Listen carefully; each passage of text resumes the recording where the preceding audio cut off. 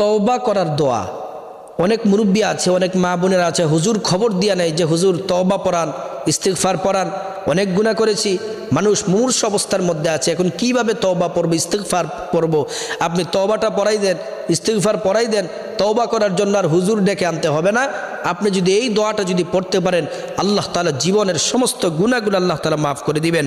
রব্বিগফিরলি ওয়া তুব আলাইয়া ইন্নাকা আনতাত তাওয়াবুল গফুর। এই জিকিরটি যদি করতে পারেন, আল্লাহ তাআলা সমস্ত গুনাহগুলো মাফ করে দিবেন। এটা শ্রেষ্ঠ একটি তওবা।